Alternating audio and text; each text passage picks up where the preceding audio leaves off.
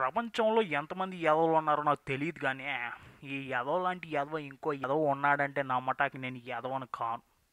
వీడు స్వాతి లాంటి వీక్లీస్కి కథలు రాస్తూ ఉంటాడు. ఒకరోజు మందు తాగుతూ కథ రాయాలనే అద్భుతమైన చెత్త ఐడియా ఒకటి వచ్చింది. వచ్చిందే తడవుగా కెమెరా పెట్టుకుని వాడిని వాడే షూట్ చేసుకుంటూ కథ రాయడం మొదలుపెట్టాడు. వీడి కష్టాలు మనకెంత ఇష్టంగా ఉంటాయో చూద్దాం. Come da poca picchita va bene, se tu la parla miezza americano. Hi, గురువారం మార్చి 1 సాయంకాలం 5:40 రాజమౌళికి ఊటీకి వెళ్తే ఐడియాలు వస్తాయి, పూరి జగన్నాథ్కి బ్యాంకాక్ వెళ్తే ఐడియాలు వస్తాయి, త్రివిక్రమ్కి ఎక్కడున్న ఐడియాలు వస్తాయి. నాకు మాత్రం మ్యాన్సన్ హౌస్కి వెళ్తేనే ఐడియాలు వస్తాయి.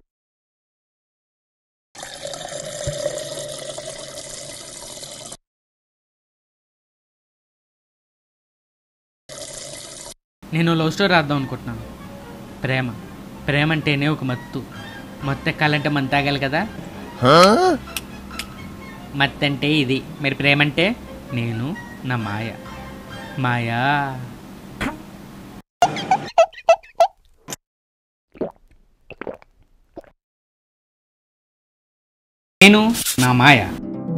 నేను నా మాయ చల్లని సాయంకాలం కొబ్బరి చెట్టు నీడలో.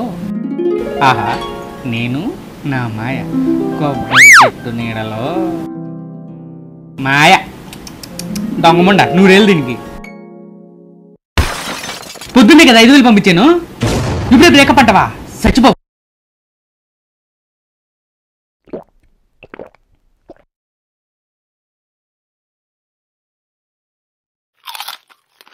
కొబ్బరి మొండం దాని మీద పడి చచ్చిపోయింది. చెప్పడం కాదే, నేనే చంపేశా. దాని పాత పెడుతుంటే మా మామ వచ్చాడు, మా మామని చంపేశా. ఆడే కదా ఎవడొచ్చినా చంపేస్తా. ఎవడొచ్చినా చంపేస్తా. నిన్ను చంపేస్తాను రా, చంపేస్తా. చంపేస్తా.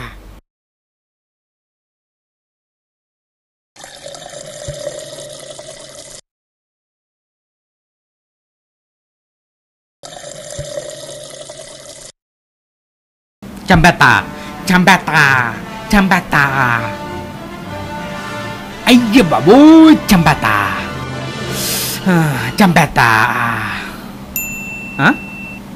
ఇంతకీ నేను కథ రాస్తున్నాను.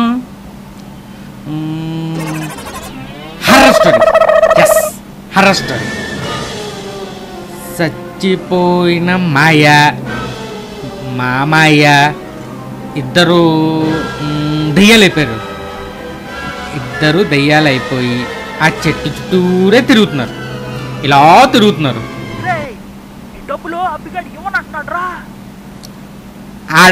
ఆడు పెద్ద ఎదవ అబ్బిగాడు. ఆడు పెద్ద సైకో రేపిస్ట్. ఆడు అమ్మాయిలు లేదు, అబ్బాయి లేదు, అందరినీ రేపు చేస్తూనే ఉంటాడు. నిన్నే ఎదవ. నాకు క్యారెక్టర్ ఇచ్చేసావా? లే.